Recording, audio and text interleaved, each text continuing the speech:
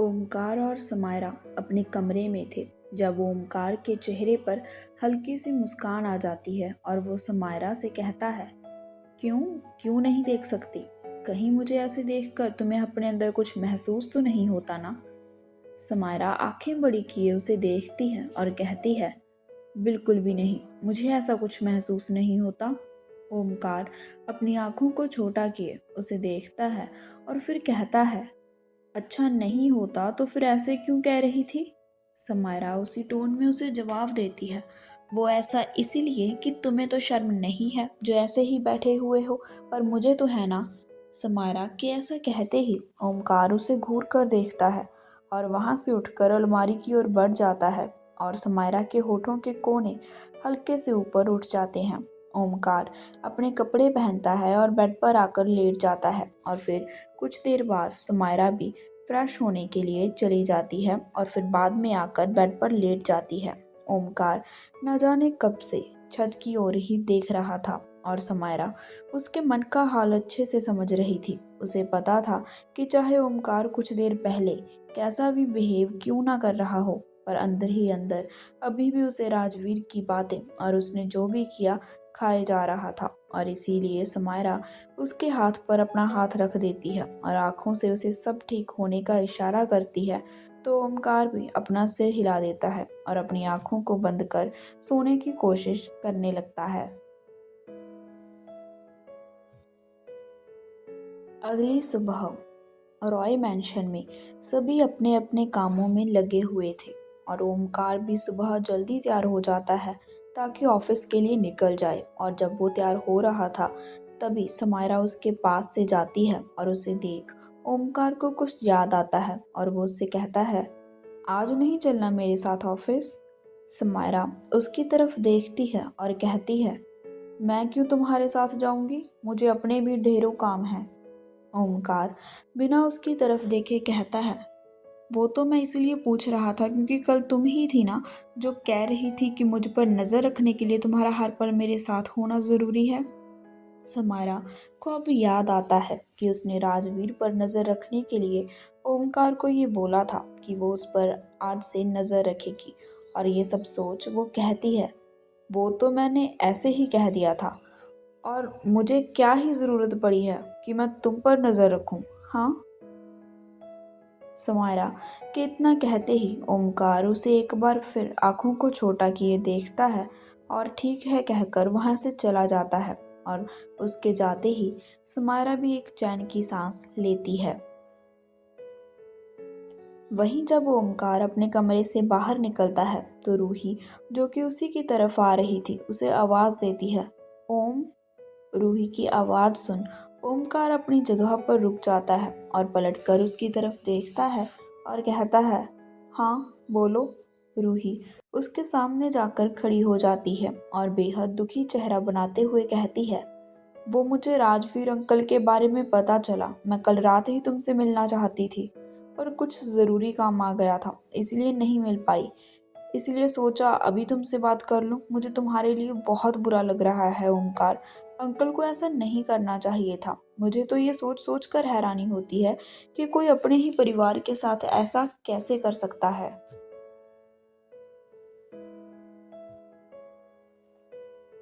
रूही ये सब कहने के बाद ओमकार के कंधे पर अपना हाथ रख लेती है तो ओमकार उसके हाथ को घूर कर देखता है और उसका हाथ अपने कंधे से हटाते हुए कहता है, तुम्हें मेरे बारे में सोचने की कोई ज़रूरत नहीं है रूही, और ये हमारे घर का मामला है तो बेहतर होगा कि तुम इस सब में ना पड़ो।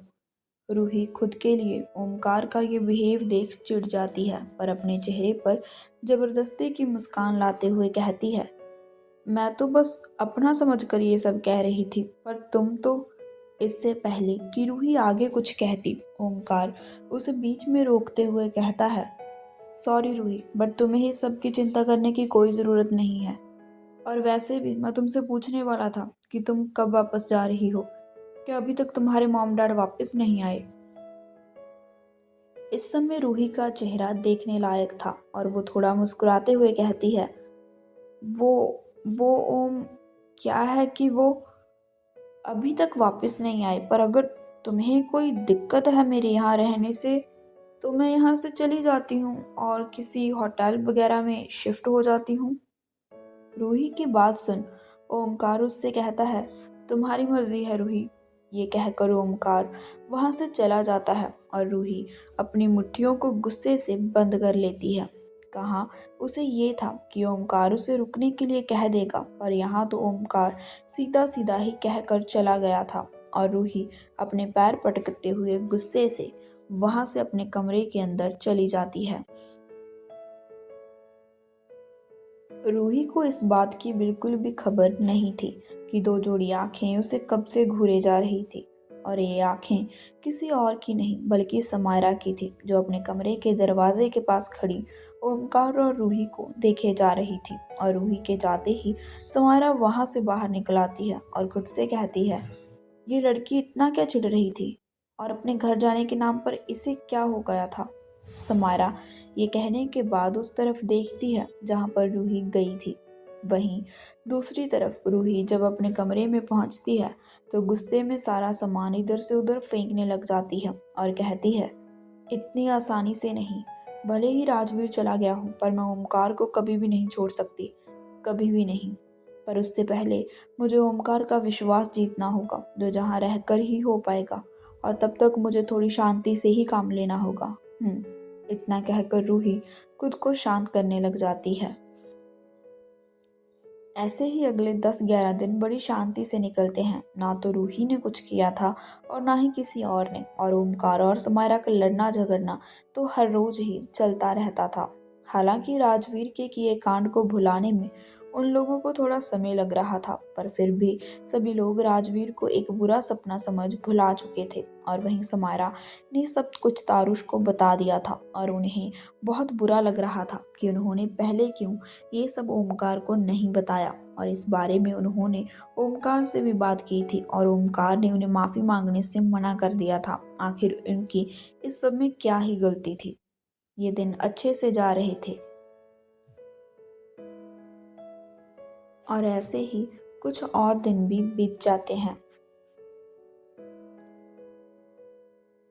मोना हॉस्पिटल में थी और मानसिक रूप से परेशान होने के कारण उसका इलाज चल रहा था, पर समय के साथ उसकी हालत में सुधार भी आ रहा था। इसलिए डॉक्टर ने ओमकार से उसे घर लेकर जाने के लिए कहा था, ताकि घर के माहौल में रहकर मोना जल्दी से ठीक हो जाए। और आज ओमकार उसे घर लेकर आने वाला था। आखिर कुछ भी हो, पर मोना थी तो राजवीर की बेटी, और इसी नाते से वो ओमकार की बहन भी थी।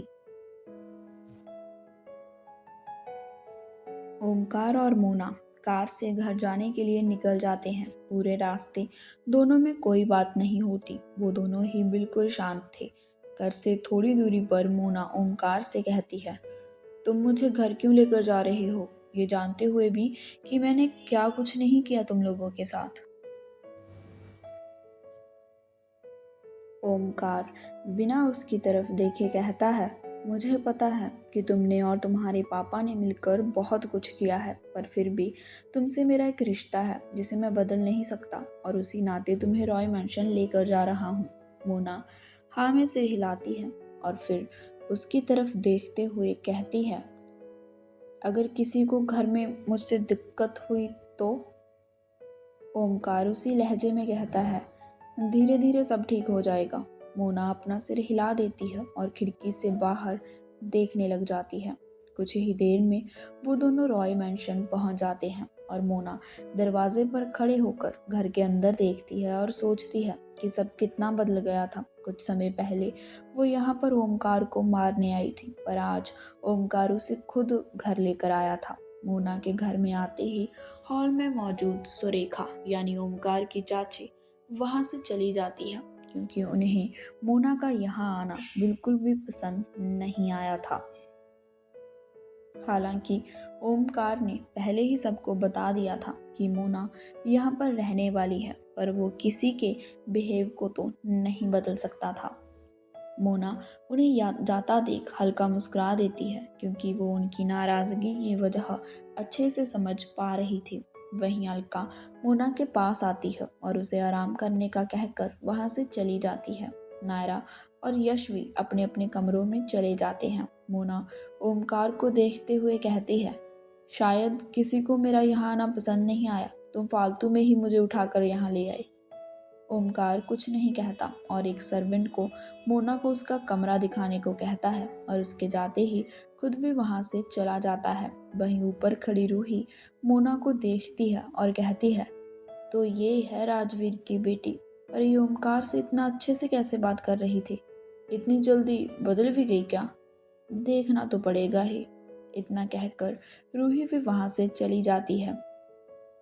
जब सभी लोग अपने अपने कामों में लगे हुए थे और मोना अपने कमरे में अकेली होती है तो रूही उसके कमरे का दरवाज़ा खटखटाती है तो मोना उसे अंदर आने को कहती है और उससे पूछती है, तुम यहाँ? रूही दरवाज़ा बंद करते हुए कहती है, ओह तो तुम मुझे पहचानती हो मिस मोना। मोना हल्का मुस्कुराकर उसे देखती है और कहती है, आपको कौन नहीं पहचानता, सभी जगह पर तो आपके ही चर्चे हैं, चाहे पार्टी में ड्रग्स मंगवाने के हो या पार्टी ये पेपर्स पर साइन करवाने के हो।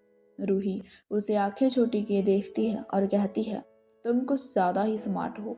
खैर मैं तुमसे ये पूछने आई थी कि तुम यहाँ पर क्या कर रही हो। मोना व्यंग से मुस्कुराते हुए कहती है, क्या कर रही हूँ मतलब, मेरा भाई मुझे यहाँ लेकर आया है तो मैं तो यहीं मिलूंगी ना। रूही व्यंग से हंसते हुए कहती है, भाई नाइस, वही भाई जिससे तुम कल तक नफरत करती थी। और एक बात बताओ, मुझे ये इतना चेंज अचानक से कैसे आ गया, कैसे आया मतलब। मोना उससे कहती है, जिस भाई ने तुम्हारे पापा को जेल में पहुंचा दिया उस भाई पर आज तुम कुछ ज्यादा ही मेहरबान नहीं हो रही। रूही उसकी तरफ देखते हुए कहती है तो मोना उससे कहती है, ये सब छोड़ो, सीधे सीधे काम बताओ, यहाँ क्यों आई हो। रूही उसकी तरफ अपना हाथ बढ़ाते हुए कहती है, काम तो बहुत सारे हैं, अगर तुम साथ दो तो। रूही उसे आंखें छोटी किए देखती है और कहती है, तुम कुछ ज़्यादा ही स्मार्ट हो। खैर मैं तुमसे ये पूछने आई थी कि तुम यहाँ पर क्या कर रही हो। मोना व्यंग से मुस्कुराते हुए कहती है, क्या कर रही हूँ मतलब, मेरा भाई मुझे यहाँ लेकर आया है तो मैं यहीं मिलूंगी ना। रूही व्यंग से हंसते हुए कहती है, भाई नाइस, वही भाई जिसे तुम कल तक नफरत करती थी। एक बात बताओ, मुझे ये अचानक से इतना चेंज कैसे आया, कैसे आया मतलब। मोना उससे कहती है, जिस भाई ने तुम्हारे पापा को जेल में पहुंचा दिया उस भाई पर तुम आज कुछ ज़्यादा ही मेहरबान नहीं हो रही। रूही उसकी तरफ देखते हुए कहती है तो मोना उससे कहती है, ये सब छोड़ो, सीधे सीधे काम बताओ कि यहाँ क्यों आई हो। रूही उसकी तरफ अपना हाथ बढ़ाते हुए कहती है, काम तो बहुत सारे हैं, अगर तुम साथ दो तो। मोना एक नज़र उसके हाथ को देखती है और अचानक से उसका हाथ पकड़कर मोड़ देती है और उसे अपनी तरफ खींचकर उसका हाथ घुमाकर उसकी पीठ पर लगा देती है और कहती है, तुमने मुझे समझ क्या रखा है हाँ, क्या लगा था तुम्हें कि मैं तुम्हारा साथ दूंगी, बिल्कुल भी नहीं समझी। और अगर दोबारा कभी मेरे सामने आई ना तो इस हाथ की जगह तुम्हारी गर्दन होगी, समझी। ये कहने के बाद मोना उसे एक धक्का दे देती है और रूही सामने की दीवार से जाकर टकरा जाती है और उसके माथे पर हल्की चोट भी आ जाती है और वो मोना को गुस्से से घूरते हुए देखती है और अपने पैर पटकते हुए वहां से चली जाती है। उसके जाते ही मोना खुद से कहती है, इसने समझ क्या रखा है मुझे कि मैं अपने परिवार के साथ धोखा करूंगी जिन्होंने मुझे यहाँ रखा है। मोना एक नज़र दरवाजे को देखती है और फिर अपना सिर झटकते हुए बाथरूम के अंदर चली जाती है। वहीं दूसरी तरफ जब ओमकार अपने कमरे में पहुंचता है तो देखता है कि समायरा ने पूरा कमरा बखेर रखा था और शायद वो कुछ ढूंढ रही थी। समायरा इस समय अलमारी के पास खड़ी थी और उसमें से कपड़े इधर से उधर किए जा रही थी और उसे ऐसा करता देख ओमकार उसके पास जाता है और कहता है, ये क्या हाल बना रखा है कमरे का। समायरा बिना उसकी तरफ देखे कहती है, मेरे कुछ पेपर्स नहीं मिल रहे और वो बहुत ज़्यादा ज़रूरी हैं, इसलिए मैं उन्हें ढूंढ रही थी। ओमकार उसे आंखें छोटी किए देखता है और कहता है, वो सब तो ठीक है पर सारा कमरा क्यों उल्टा रही हो, आराम से इंसानों की तरह भी तो ढूंढ सकती थी ना। समायरा इस बार भी उसकी तरफ नहीं देखती और ऐसे ही कहती है, इंसान हूँ मैं और वैसे ही ढूंढ रही हूँ जैसे ढूंढना चाहिए। ओमकार उसे देख अपना सिर हिला देता है और बड़बड़ाते हुए उसकी नकल करता है, इंसान हूँ मैं और वैसे ही ढूंढ रही हूँ जैसे ढूंढना चाहिए। ओमकार ने ये सब बहुत धीरे से कहा था, पर समायरा के कान कुछ ज़्यादा ही तेज थे और उसे ये सब सुन गया था। इसीलिए वो अपनी कमर पर हाथ रखे ओमकार को देखती है और फिर कहती है, क्या चल रहा है तुम्हारा? एक तो मैं वैसे ही परेशान हूँ और ऊपर से तुम्हें मेरी नकल उतारने की पड़ी है।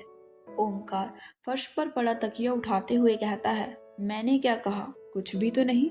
शायद तुम्हारे कान ही ज्यादा तेज चल रहे हैं। मेरे कान तेज चल रहे हैं जो तुम्हारी जुबान ज्यादा चलने लगी है। समायरा उसे घूरते हुए सब कहती है तो ओमकार उससे कहता है, कितनी बार कहा है ना तुमसे कि मुझसे रिस्पेक्ट से बात किया करो। समायरा उससे कहती है, और मैंने भी कितनी बार कहा है तुमसे कि जब मैं कुछ कर रही हूँ तो बीच में टांग मत अड़ाया करो। ओमकार उसे घूर कर देखता है और अपने हाथ में पकड़ रखा तकिया उसके ऊपर फेंक देता है। तकिया बहुत सॉफ्ट था जिससे समायरा को कोई चोट तो नहीं लगनी थी, पर ओमकार ने उसे ऐसे ही फेंक दिया था जिस कारण वो जाकर सीधा समायरा के मुंह पर लगा और इस कारण उसके बाल भी बिखर चुके थे। समायरा झट से अपनी आंखों को बंद कर लेती है और जब खोलती है तो उसे देखकर साफ पता चल चुका था कि अब वो बुरी तरह से चिढ़ चुकी थी और वो अपने पास में पड़ा वास उठाती है और ओमकार की ओर दे मारती है। वहीं उसके ऐसे अचानक हमला करने से ओमकार चौंक जाता है, पर वास उसके बगल से निकलकर दीवार से जा टकराता है और टूटकर नीचे बिखर जाता है। ओमकार जल्दी से अपने सीने पर हाथ रख लेता है और हैरानी से समायरा की तरफ देखता है और कहता है, पागल हो गई हो क्या? मर जाता अभी मैं। या कोई दौरे वौरे पड़ने लगे हैं समायरा सिंह? अभी अगर ये मुझे लग जाता तो? समायरा अपने दोनों हाथ बांध लेती है और कहती है, मैंने तुम्हारे बगल में फेंका था उसे और मुझे पता था कि तुम्हें नहीं लग सकता, और अगर लग भी जाता तो क्या ही होता? तो क्या ही हो जाता मतलब? तुम्हें मेरी फिक्र है भी या नहीं? ओमकार उसी टोन में उससे पूछता है तो समायरा भी वैसे ही जवाब देती है, मुझे क्यों तुम्हारी फिक्र होगी, और अब हटो मेरे सामने से। अपना काम करना है मुझे। तुम्हारे कारण एक वास टूट गया और उसका कांच भी यहाँ वहाँ फैल चुका है। ये कहते हुए समायरा आगे बढ़ जाती है और ओमकार एक और हट जाता है और समायरा जाकर फिर से अपना पेपर ढूंढने लग जाती है और ओमकार उसे पीछे से घूरता रहता है। तभी उसके कानों में समायरा की तेज आवाज पड़ती है, अब ऐसे ही खड़े मुझे घूरते रहोगे या फिर मेरी मदद भी करोगे? ओमकार उसे हैरानी से देखता है और कहता है, तुम्हारे सिर के पीछे भी दो आंखें हैं क्या? समायरा बिना उसकी तरफ देखे कहती है, इसका मतलब तुम मुझे घूर रहे थे, है ना? नहीं नहीं, मैं तो पेपर्स ढूंढ रहा था। ये कहकर ओमकार भी समायरा की मदद करने के लिए पेपर्स ढूंढने लग जाता है, पर समायरा सारा सामान इधर उधर बखेर रही थी जिस कारण उसे पेपर ढूंढने में मुश्किल हो रही थी। इसीलिए वो उससे पूछता है, लास्ट टाइम कहाँ रखे थे पेपर्स? समायरा बेड की चादर जो कि जमीन पर पड़ी थी उसे उठाते हुए दूसरी तरफ रख देती है और कहती है, अगर याद होता तो ऐसे ढूंढ थोड़ी रही होती। ओमकार हाँ में गर्दन हिलाता है और कहता है, राइट। उन दोनों को पेपर्स ढूंढते हुए लगभग 15 मिनट बीत जाते हैं कि तभी ओमकार जोर से चीखता है, आ। समायरा झट से उसकी तरफ देखती है और कहती है, क्या हुआ? ओमकार उसके आगे अपना हाथ कर देता है जिसमें कांच चुभ गया था और उसका हाथ देख समायरा अपना सिर पीट लेती है और उससे कहती है, तुम्हें कहा था ना वहां पर कांच फैल चुका है, वहां मत ढूंढो, अब लग गई ना चोट, तुम्हें मेरी सुननी कहाँ होती है? इतना कहकर समायरा ओमकार के पास आ चुकी थी और उसका हाथ अपने हाथ में लिए खड़ी थी और फिर वो उसे लेकर बेड की ओर चल देती है और उसे वहां बैठने का कहकर खुद फर्स्ट एड बॉक्स ढूंढ कर लाती है और उसके हाथ पर दवा लगाने लग जाती है और साथ ही साथ में उसे डांटती भी रहती है।